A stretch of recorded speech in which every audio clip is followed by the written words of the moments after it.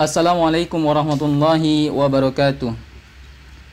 Alhamdulillahilladzi hamdan katsiran thayyiban mubarakan fi.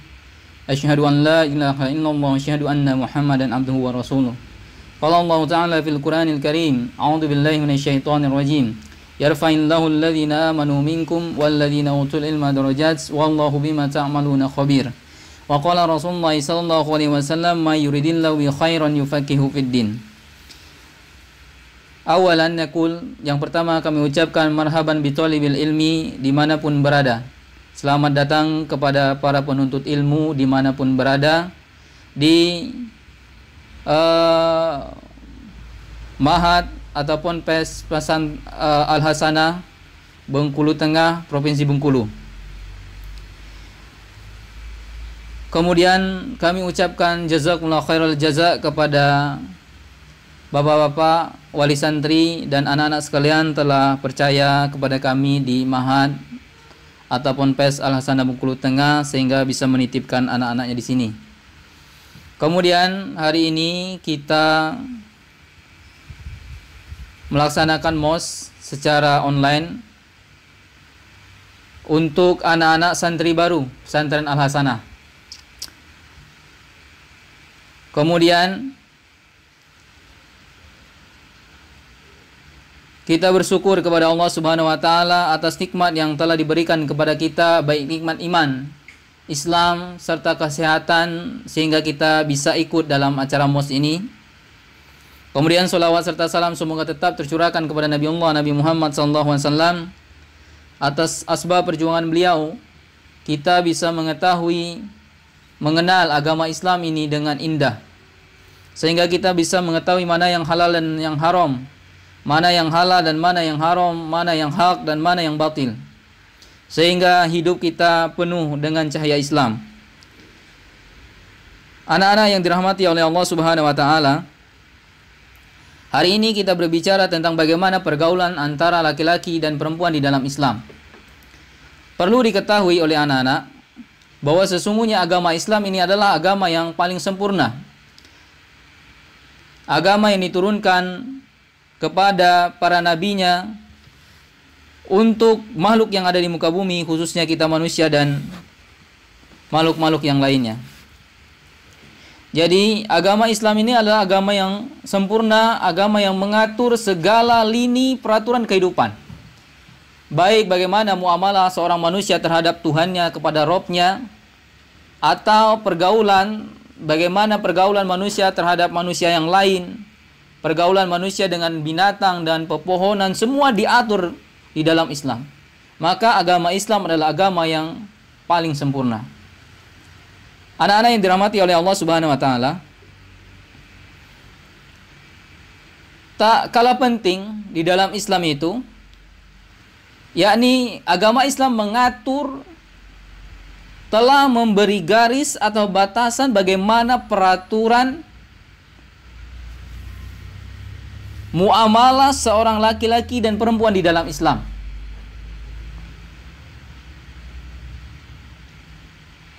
Karena agama Islam ini agama yang sempurna, sebagaimana Allah Subhanahu wa taala mengatakan di dalam Al-Qur'an, "Al-yauma akmaltu lakum dinakum wa atmamtu ni'mati wa raditu lakumul Islam madina."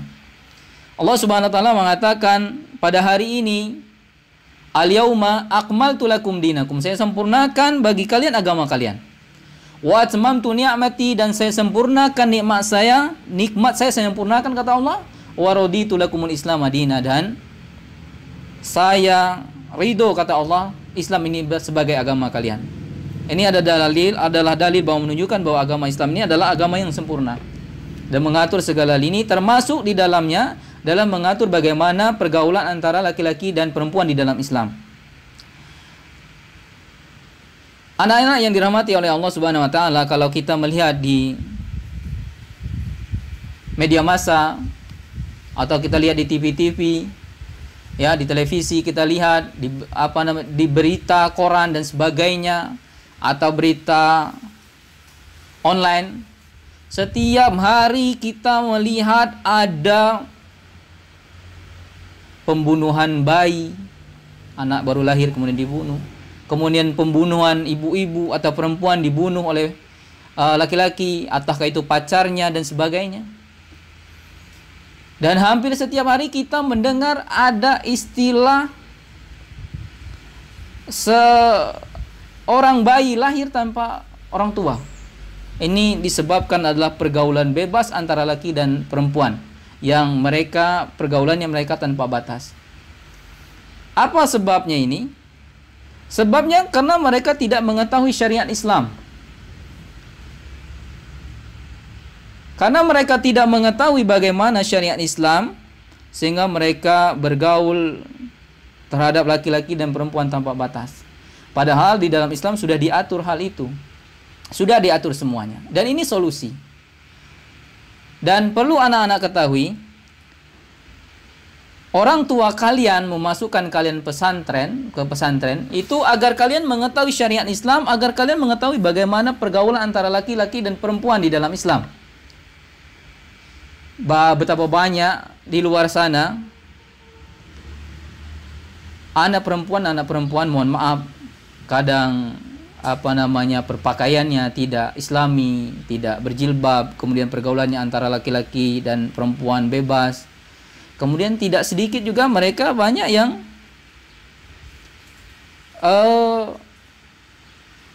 berbuat yang tidak baik.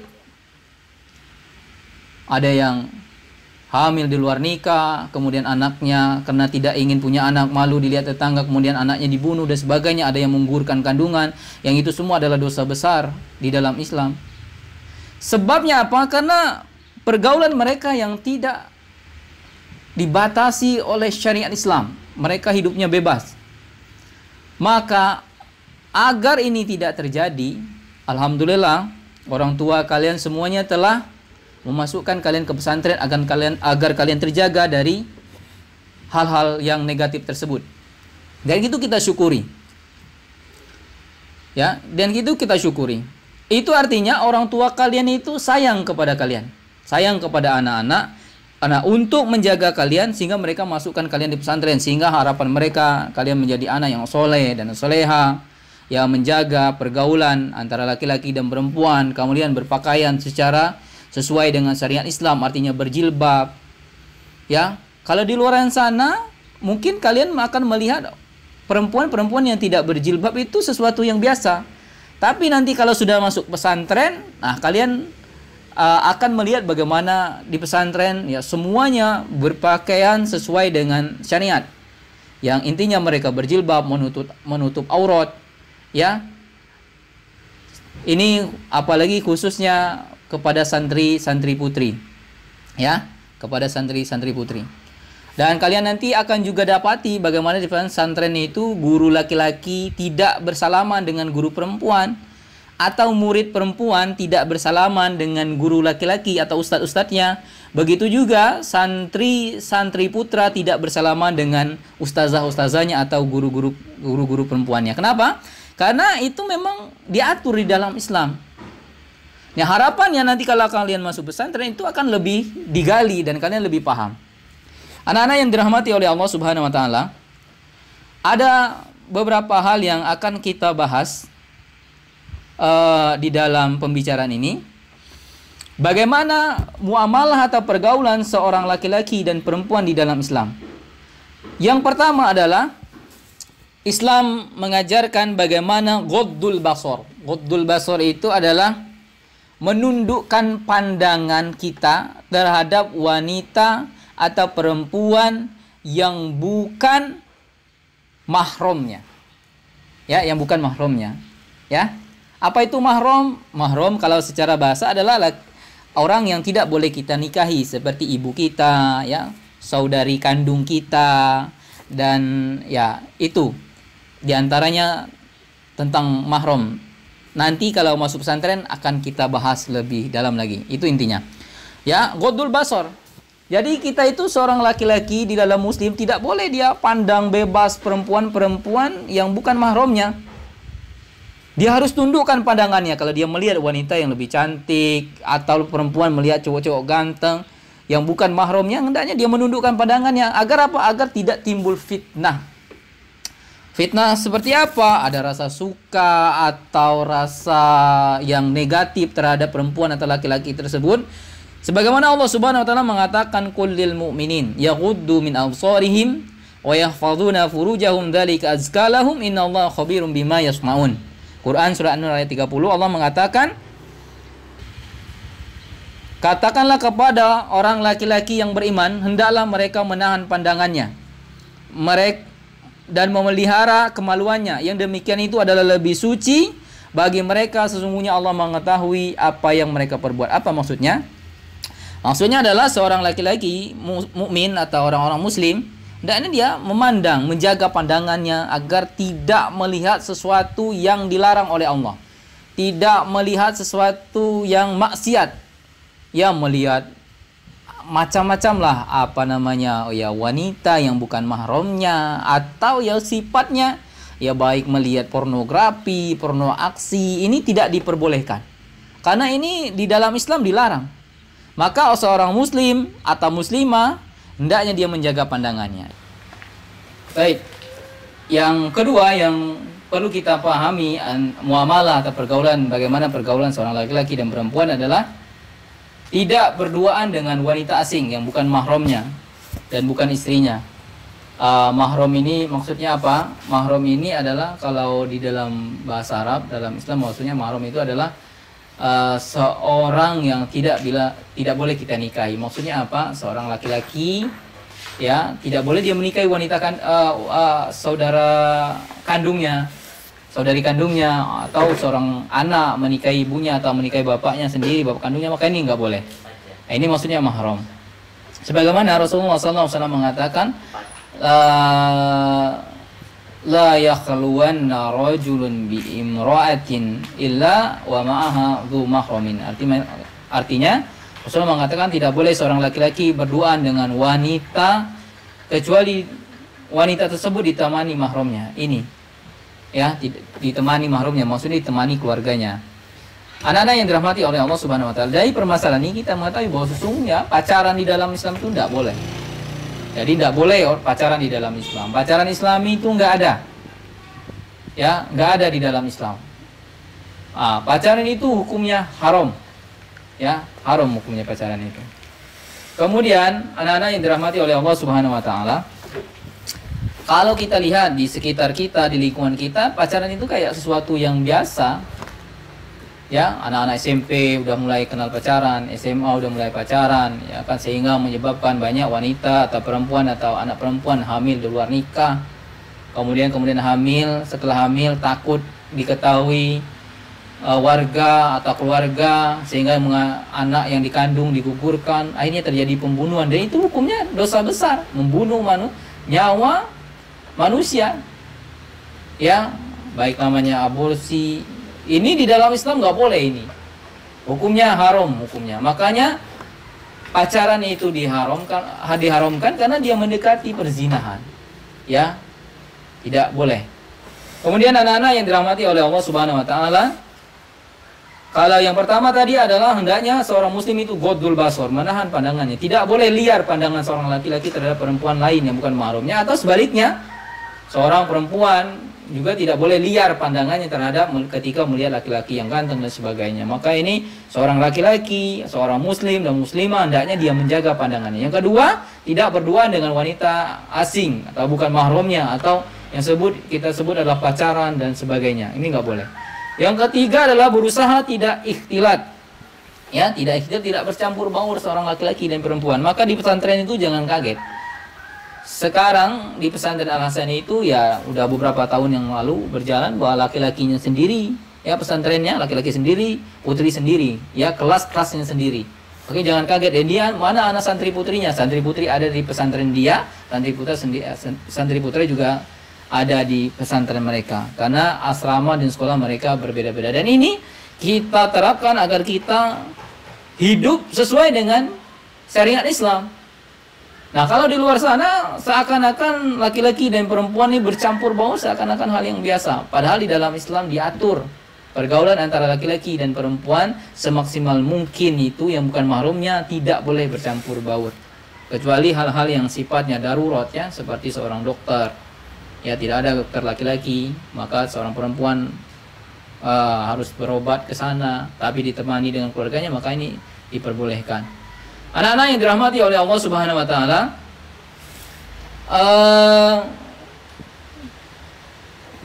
kenapa tidak boleh bercampur baur dengan antara laki-laki dan perempuan sebagaimana saya jelaskan? Di sini juga guru-guru, ya ustadz dan ustazahnya, kantornya juga berbeda-beda. Karena Rasulullah SAW mengatakan inna dunya khulwatun hadiratun. Dunia itu, kata Rasulullah, manis dan indah.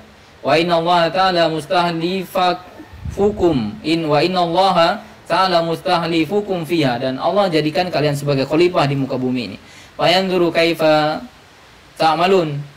Dan Allah ingin melihat apa yang kalian berbuat.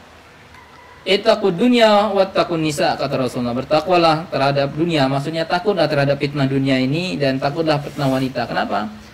Karena rusaknya sebuah negara atau sebuah tempat itu biasanya diawali dengan rusaknya seorang perempuan. Ya, ini harus hati-hati. Ya, karena seorang perempuan akan melahirkan seorang pemimpin, anak-anaknya yang menjadi pemimpin di muka atau menjadi para ulama dan sebagainya. Kalau perempuannya sudah rusak, seorang ibu rusak, maka rusaklah keturunan-keturunannya.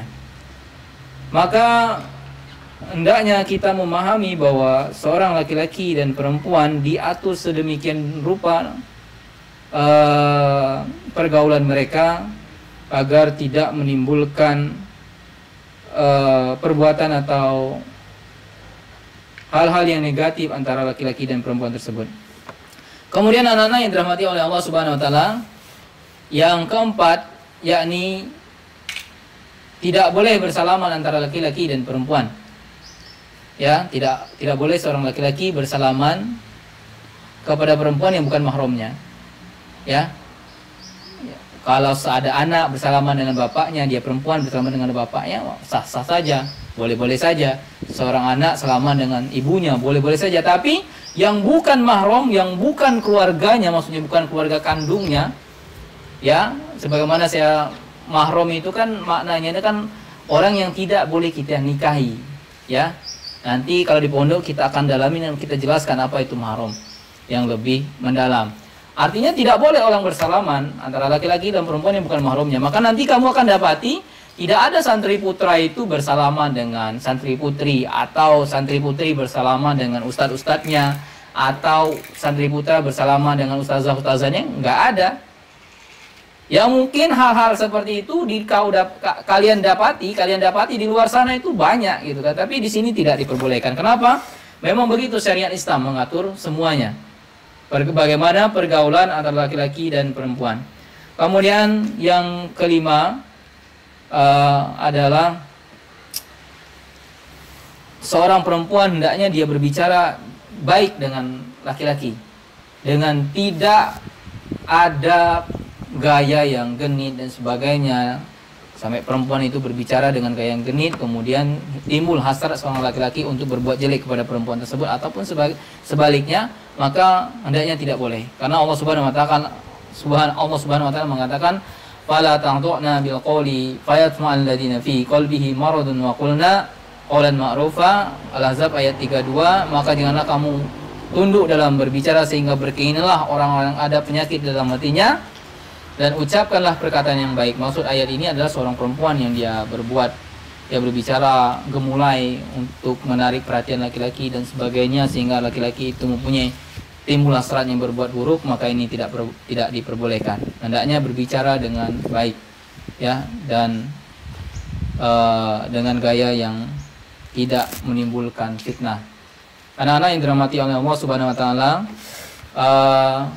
kesimpulannya ada 5 hal yang harus kita pahami. Yang pertama adalah seorang laki-laki dan perempuan hendaknya dia ghuddul basar, menahan pandangannya, tidak boleh liar pandangan laki-laki melihat wanita yang bukan mahramnya, ataupun sebaliknya. Yang kedua, tidak berdua-dua dengan wanita asing yang bukan mahramnya, artinya tidak boleh dia berpacaran dan sebagainya. Kemudian berusaha tidak berikhtilat, maksudnya campur baur antara laki-laki dan perempuan, sehingga di pesantren kita santri putri ada tempatnya sendiri, santri putra ada tempat sendiri. Kemudian yang kelima, tidak bersalaman. Ini sudah saya jelaskan, tidak boleh bersalaman antara laki-laki dan perempuan yang bukan mahramnya. Kemudian yang kelima, berbicara dengan baik dan sopan. Semoga apa yang kita sampaikan ini bermanfaat untuk saya pribadi dan anak-anak sekalian. Dan kami ucapkan jazakumullah khairan, terima kasih banyak. Semoga kita bisa bertemu secara tatap muka langsung di beberapa hari atau beberapa minggu ke depan, dan tidak daring lagi. Karena MOS ini daring, kenapa? Karena kita semua di masa pandemi, semoga kita semua terjaga dari wabah virus corona ini. Saya Sadaneri dari salah satu staf pengajar di Pesantren Al-Sana mengucapkan ribuan terima kasih dan mohon maaf jika ada kata-kata yang kurang berkenan.